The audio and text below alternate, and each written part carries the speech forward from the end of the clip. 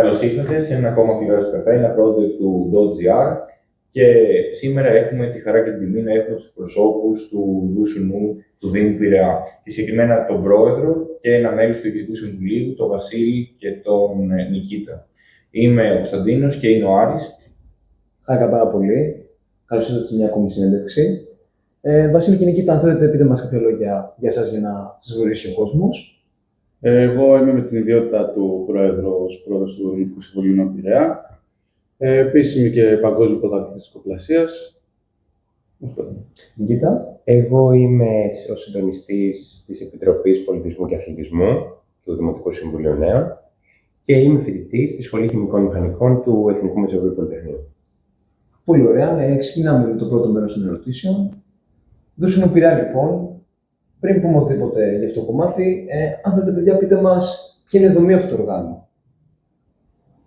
Λοιπόν, το Συμβούλιο Νέων μας απαρτίζεται από ένα 11μελές διοικητικό συμβούλιο, όπου έχουμε τον πρόεδρο, τον αντιπρόεδρο, τον γραμματέα, τους υπεύθυνους των επιτροπών και από τη Γενική Συνέλευση. Πολύ ωραία. Πείτε μας και κάποιες δράσεις που έχετε πραγματοποιήσει και κάποια λίγα λόγια για αυτές και ποια από αυτή θεωρείτε είναι η καλύτερη. Κοιτάξτε, τα τελευταία 2 χρόνια και πιο συγκεκριμένα το τελευταίο χρόνο έχουμε πραγματοποιήσει αθλητικές, πολιτισμικές και πιο συγκεκριμένα μια από τις πιο κορυφαίες μας δράσεις ήταν τώρα που έγινε πρόσφατα το Youth Festival 25 που απευθυνόταν και στους νέους. Έγινε μια πολύ καλή προσπάθεια. Επίσης, έχουμε κάποιες συνεργασίες και με φορείς όπως είναι ο Σύλλογος Ελλήνων Ολυμπιονικών και πάντα προσπαθούμε να έχουμε επίκεντρο να κάνουμε διάφορες εκδηλώσεις όλων των ειδών για να προσελκύουμε νέους. Πιστεύετε πως η Δημοτική Αρχή βοήθησε στην ανάπτυξη του ΔΣΝ Πειραιά και με ποιον τρόπο? Το Δημοτικό Συμβούλιο Νέων Πειραιά δραστηριοποιείται στον Πειραιά τα τελευταία 4 χρόνια.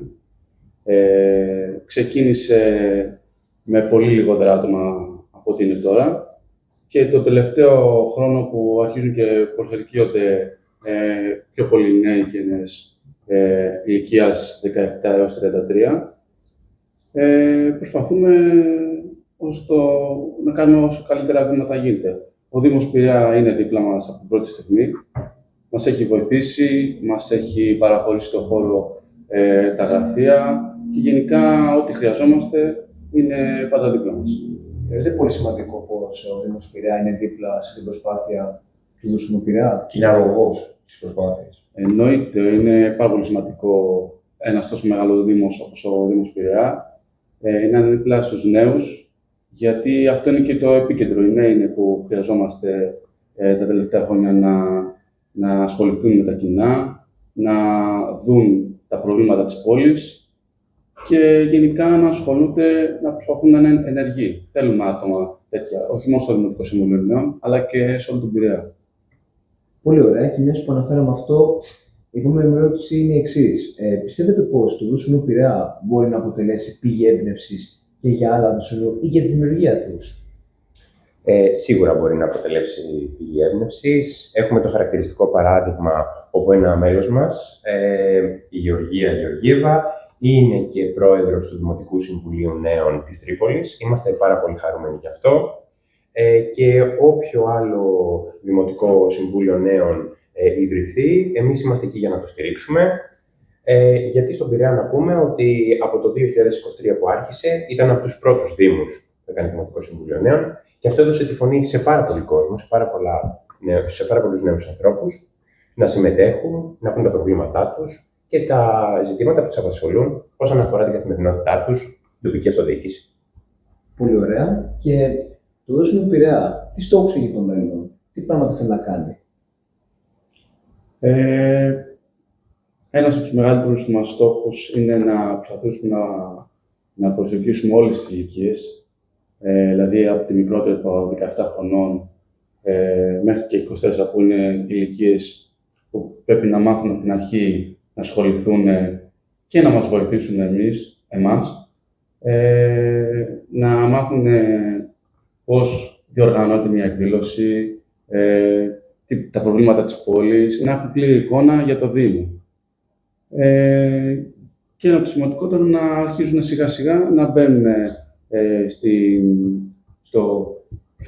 σε όλη αυτή τη διαδικασία. Έτσι δηλαδή να έρθουν σε μια πρώτη επαφή και με την τοπική αυτοδιοίκηση. Εννοείται, μέσω αυτό είναι ένα εργαλείο που μπορούν σιγά σιγά να ενταχθούν και να δουν αν τους αρέσει ή δεν τους αρέσει.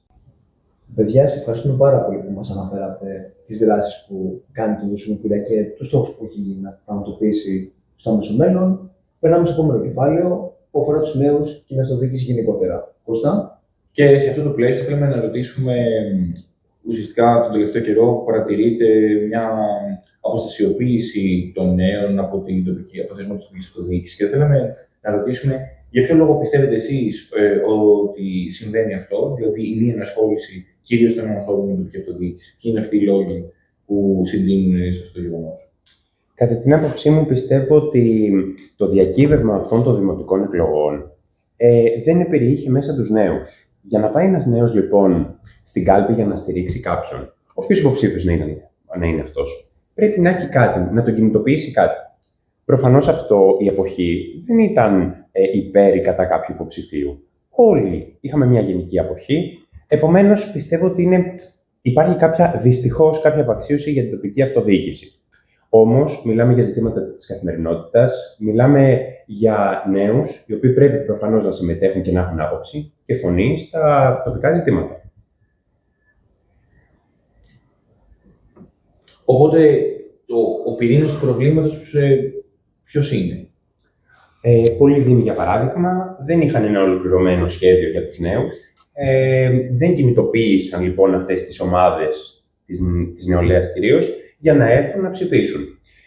Εγώ, κατά την άποψή μου, θεωρώ ότι πρέπει να αρχίσει ο Δήμος, κάθε δημοτική αρχή, ο Πειραιάς το προσπάθησε και προεκλογικά, να έχει ένα πρόγραμμα για τους νέους, να τους κινητοποιήσει, να είναι σε δράσεις, να νιώθουν ότι η φωνή τους ακούγεται, γιατί το Δημοτικό Συμβούλιο Νέων έχει συμβουλευτικό χαρακτήρα, απλώς πρέπει να δείξει στον άλλον ότι αυτά τα οποία κάθεται και συζητά, οι προβληματισμοί του, θα γίνουν ζητήματα τα οποία θα επιληθούν. Θες να μας πεις και κάποιους τρόπους που πιστεύεις πως θα μπορούσαν να κινητοποιηθούν πιο άμεσα? Εμείς, για παράδειγμα, έχουμε αρχίσει να πηγαίνουμε θα αρχίσουμε τώρα βασικά, να πηγαίνουμε σε σχολεία του Δήμου Πειραιά, να ενημερώνουμε τους νέους για το Δημοτικό Συμβούλιο Νέων, πόσο σημαντική είναι η παρουσία τους στα δρόμενα της τοπικής αυτοδιοίκησης και πόσο πολύ τους επηρεάζει. Και αυτό νομίζω ότι είναι το πιο βασικό. Πολύ ωραία. Και σε ευχαριστούμε πάρα πολύ για την άποψή σου, Βασίλη.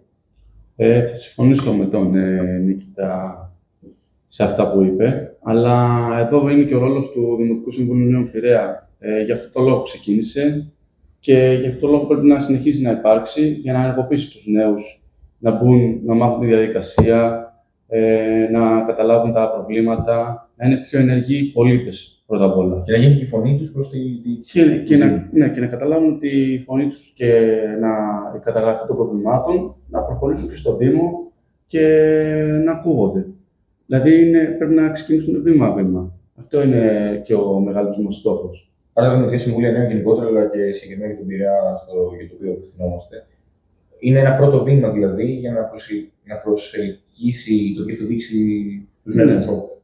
Σωστά, πολύ σωστά. Δηλαδή, όπως είπε και ο Νικητάς με τα σχολεία, είναι ένας μεγάλος μας στόχος να μπούμε αν όχι όλα, στα περισσότερα σχολεία του Δήμου Πειραιά, να τους δώσουμε να καταλάβουν για ποιο λόγο υπάρχει το Δημοτικό Συμβουλίο Νέων Πειραιά, να έρθουν σε ένα ΔΣ του Δημοτικού Συμβουλίου Νέων Πειραιά και να προχωρήσουμε στη διαδικασία, να την καταλάβουν και να μας μιλήσουν κι αυτοί με ό,τι έχουν δει στο Δήμο Πειραιά, ποια προβλήματα συναντάνε καθημερινά στην καθημερινή του ζωή, όταν βγαίνουν σχολείο, όταν βγαίνουν για καφέ, όλα αυτά που χρειάζεται να ξέρουν. Ώστε να τα μεταφέρετε μετά. Ώστε να τα μεταφέρουν. Άρα και το πρώτο βήμα δηλαδή είναι να νιώσουν οι νέοι κοντά τους φορείς του αυτοδιοίκησης, να νιώθουν ότι κάτι δικό τους, δεν είναι ξένοι σε αυτό.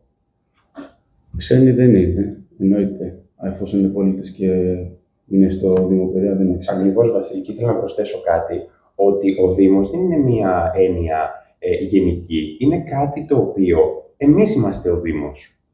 Όλοι οι πολίτες, όλοι οι δημότες και έχουμε φωνή. Και εμείς ειδικά οι νέοι που είμαστε μπροστάριδες και στις ιδέες και σε αυτά που πιστεύουμε και μπορούμε να δώσουμε, πρέπει να είμαστε παρόντες. Και αποτελούμε το μέλλον. Προφανώς. Απλά υπάρχει, για να λέμε και τα πράγματα σωστά, υπάρχει μια διαδικασία που είναι το Δημοτικό Συμβούλιο Νέων, έχει ένα ΔΣ, έρχονται οι νέοι, οι νέες από τα σχολεία ή άτομα που είναι και σε άλλη ηλικία μέχρι 33 χρόνων. Όσο αυτό είναι στο πανεπιστήμιο, είναι σε άλλη φάση. Μας καταθέτουν την πρότασή τους, την αξιολογούμε βάσει του οργάνου, Και τον κανονισμό το κανονισμό που διέπουμε εμείς και προχωράει.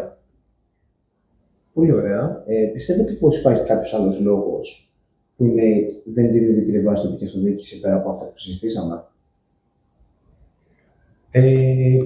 Γενικά αυτοί είναι οι λόγοι που είπαμε. Τώρα, εντάξει, οι νέοι βλέπουν και την πολιτική κατάσταση που υπάρχει στη χώρα. Και η πολιτική, το να αποστρέφεσαι στην πολιτική δεν την αποστρέφεσαι μόνο στην τοπική αυτοδιοίκηση, την αποστρέφεσαι και στην κεντρική πολιτική σκηνή. Και αυτό νομίζω ότι είναι που τους φέρνει πίσω. Και το οποίο πρέπει να ξεπεράσουμε. Και εμείς να τους βοηθήσουμε ως Δημοτικό Συμβούλιο Νέων. Πρέπει και εκείνοι όμως να θέλουν να ενεργοποιηθούν.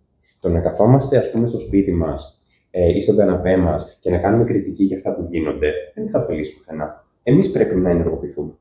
Άρα δηλαδή πρέπει να βγουν μπροστά και όχι να κάνουν να περιμένουν να αλλάξουν τα πράγματα. Προφανώς, άμα δεν τα αλλάξει εσύ, δεν θα τα αλλάξει κανένας.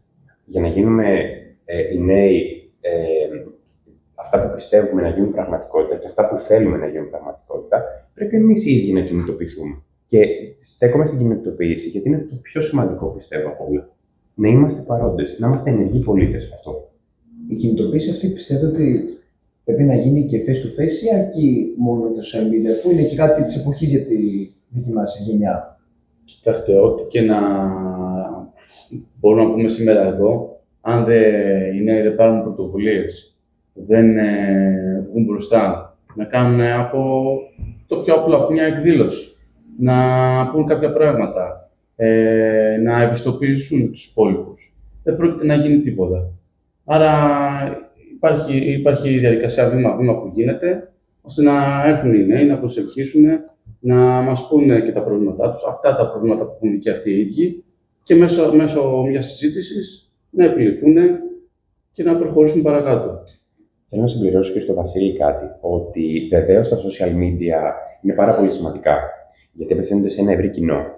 Αλλά αυτή η κινητοποίηση, όπως είπα, θα γίνει πρόσωπο με πρόσωπο. Φέρνουμε πρώτα αυτούς που είναι πιο κοντά μας, τους φίλους μας, τους κινητοποιούμε, για να μπορέσουν και εκείνοι και μετά τα social media από μόνα τους να φέρουν και να μεταδώσουν το μήνυμα αυτό το οποίο θέλουμε σε πιο μεγάλο εύρος κόσμου. Άρα δηλαδή ισχύει το που λέμε από στόμα σε στόμα και έτσι. Προφανώς. Στην αρχή τουλάχιστον πιστεύω ότι από στόμα σε στόμα, από πρόσωπο με πρόσωπο. Το καταφέρουμε αυτό. Πάρα πολύ ωραία. Τώρα, γενικότερα, πιστεύετε ότι ο θεσμός των Δημοτικών Συμβουλίων Νέων, και προφανώς και του Δημοτικού Συμβουλίου Νέων Πειραιά, θα μπορούσε να συνδράμει έτσι ώστε να υπάρξει μια ομαλή εισαγωγή, θα λέγαμε, των νέων στις διαδικασίες του Δήμου γενικότερα? Και αν ναι, με ποιους τρόπους θα μπορούσε να γίνει αυτό? Σίγουρα θα μπορούσε να γίνει αυτό. Ο θεσμός του Δημοτικού Συμβουλίου Νέων είναι ένας πολύ καινούργιος θεσμός. Ήδη γίνονται διαβουλεύσεις και στο Υπουργείο Οικογένειας και Κοινωνικής Συνοχής πάνω σε αυτόν. Στα οποία υπάγονται, μπορείτε να το εξηγήσετε λίγο, γιατί. Ναι, τα Δημοτικά Συμβούλια Νέων υπάγονται εκεί, στο Υπουργείο Οικογένειας και Κοινωνικής Συνοχής. Υποπτεύονται δηλαδή. Υποπτεύονται ακριβώς. Βέβαια με τη συνεργασία του εκάστοτε Δήμου, έτσι, ο οποίος έχει, τα περισσότερα είναι κάτω από τον Δήμαρχο, από τη δικαιοδοσία του Δημάρχου. Προφανώς και αυτός ο θεσμός, επειδή είναι καινούριος, τεστάρεται αν θέλετε, για να δούμε και πόσο αποτελεσματικός είναι και πόσα άτομα, πόσοι νέοι θα κινητοποιηθούν, θα έρθουν, θα συμμετάσχουν στις δράσεις τους. Με ποιους τρόπους όμως θα μπορούσαν να συνδράμουν? Για παράδειγμα, σε μια διαβούλευση ενός ζητήματος, το οποίο ας πούμε τους αφορά. Το να μιλήσουμε ας πούμε για ένα πάρκο, να φτιάξουμε ένα πάρκο, θέλουμε προφανώς όλοι μας οι νέοι να πούμε την άποψή μας, γιατί εμείς είμαστε η ομάδα εκείνη που θα πάει και θα υποφεληθεί από αυτό. Όπως το να γίνει ας πούμε το φεστιβάλ νεολαίας, ήταν μια πρωτοβουλία η οποία ήταν πάρα πολύ καλή και την οποία τη στήριξε πάρα πολύ το Δημοτικό Συμβούλιο Νέων. Και θέλουμε, για να γίνει πιο μαζική, να την αγκαλιάσουν και οι νέοι. Φτάσαμε στο τέλος της συνέντευξης του Αμφιτεάτρου στο Καφέ.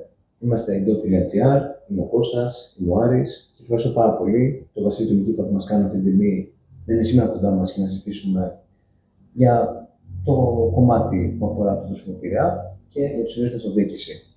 Παιδιά, ευχαριστούμε και εμείς πάρα πολύ. Η εκπομπή σας είναι πάρα πολύ ενδιαφέρουσα. Ο Αμφιτεάτρος στους Καφές είναι ένα project το οποίο πιστεύω ότι δεν το είχαμε και θέλουμε να το έχουμε. Και μπορεί να δράσει επικουρικά, ίσως αυτό που είδαμε πριν. Ναι, Ακριβώς. Σας ευχαριστώ και εγώ εκ μέρους μου ως Πρόεδρος. Ελπίζω να συνεχίσετε να κάνετε αυτό το καλό έργο που έχετε ξεκινήσει και να το μάθει όλη η Ελλάδα. Και ευχαριστούμε πάρα πολύ και τον Άρη, ο οποίος είναι μέλος του Διοικητικού Συμβουλίου του Δουσουνού, που ήρθε εδώ πέρα και μας πήρε τη συνέντευξη. Και όχι με αυτή την κουβέντα που κάναμε όλοι μαζί, άλλη μια συνέντευξη του Αμφιτεάτρου στο Καφέ έφτασε στο τέλος της. Μένετε συντονισμένοι συνέχεια, αφιτράστα, αθλητικά και αυθόρμητα. Γεια σας!